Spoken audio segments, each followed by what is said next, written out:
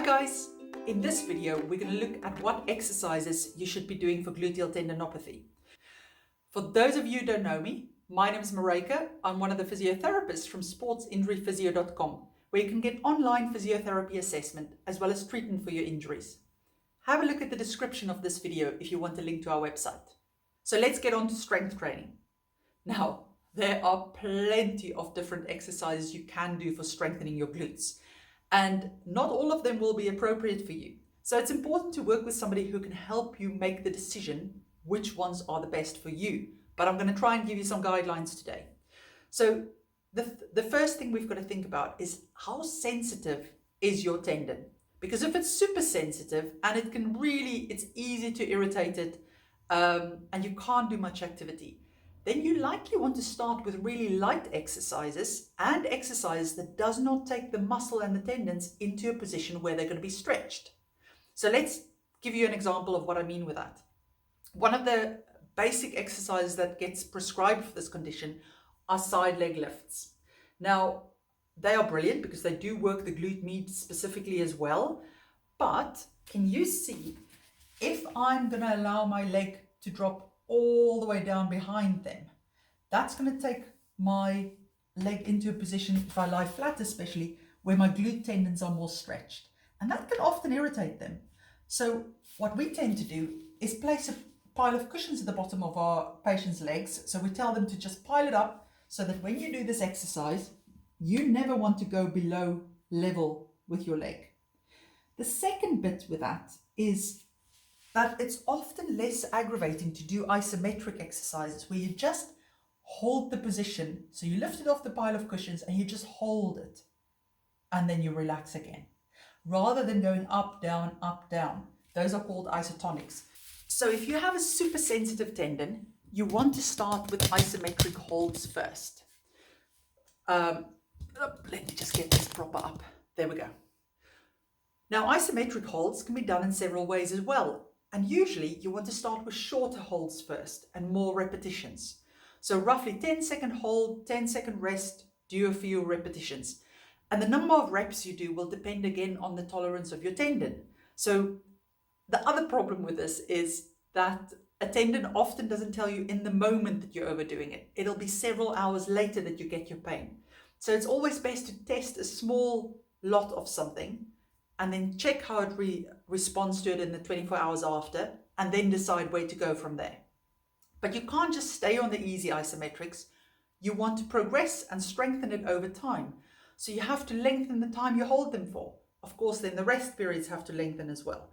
When you get to a certain number of or hold times for the isometrics, it's time to either add load to it, so make them heavier to hold, or switch them up and start with ones where you actually start lifting. But again, for our patients who have a really sensitive tendon, we tend to keep the pile there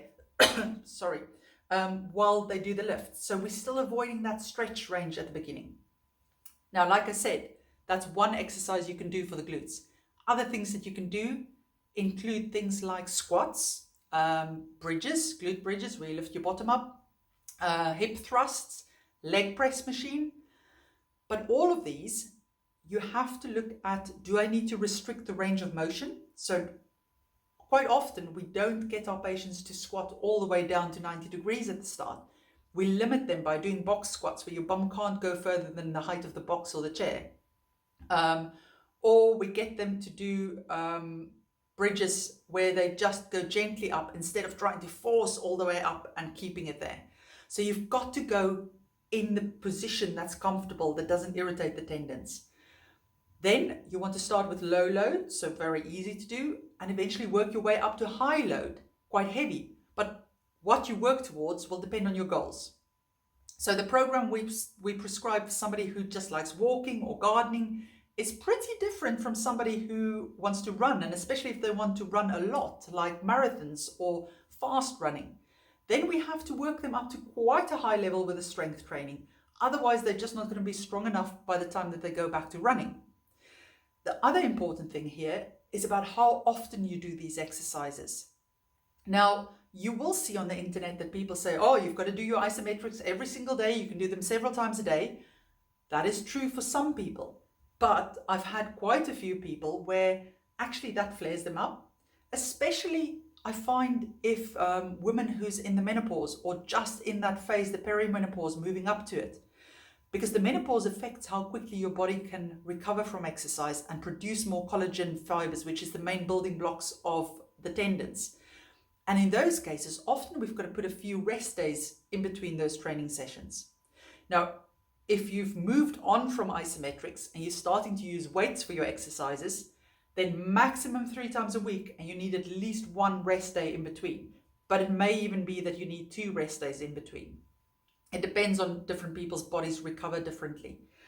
If you're going on to heavy strength training, so we're thinking of using weights where you can only complete about 8 or 10 repetitions of a movement with that weight, then twice a week is more than enough because you need more recovery days in between. And that also counts if you're also doing other sports that loads your tendons already, like running or jumping sports. Then again, you're going to have to look at where in your week you place your strength training, that you don't end up overloading the tendons. Because remember, it's the total load in a session that counts. So if you're running on that day and you're doing strength training, both of those things counts to the load that that tendon can do in that day. So it may be that you're overloaded in that way. So there's plenty of things to think about, but hopefully you found that useful. If you've got any questions, let us know. And if you need more help with your injury, you're welcome to consult one of the team via video call. Link to the website is in the description of this video. Take care.